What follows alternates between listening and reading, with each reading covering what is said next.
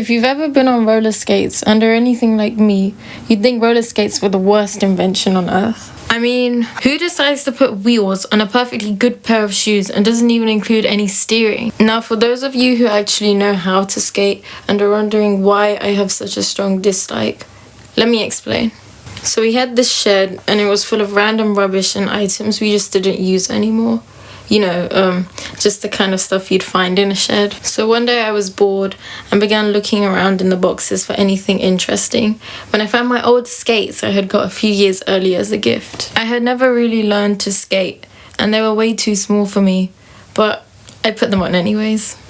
It kind of felt like how Tall Girl would feel if she had to wear size 6 women's Nikes instead of her regular size 11 men's. I was in pain and I think my blood circulation wasn't reaching my feet, but I felt great.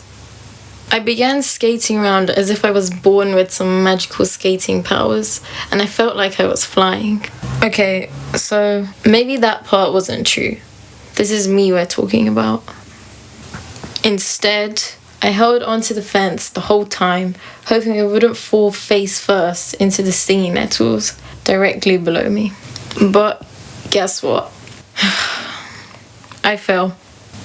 It felt like I had gotten stung by 1,000 bees at once, or even worse, 1,000 wasps at once. To make things worse, I couldn't even lift myself up because of the stupid roller skates, so my dad had to drag me out of those evil plants.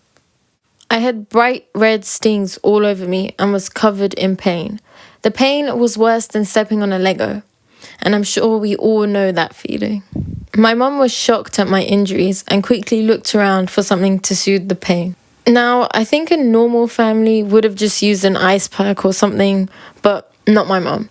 We had Googled how to soothe the sting and came across some information, but I think in my parents' worried state, they didn't read the information clearly and tried what they thought was the correct method. Toothpaste. Somehow, I think they got the idea from reading the word paste on that webpage. Anyways, as you can imagine, it didn't help much and made the pain twice as bad. I ended up having to take some painkillers, and after a few horrible days, the pain and redness finally went down. Now, some of you are probably thinking, yeah, but why does that one incident make you hate roller skating forever?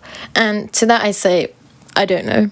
It just did. Plus, it may only have been a few days of pain, but it was a lifetime of broken trust.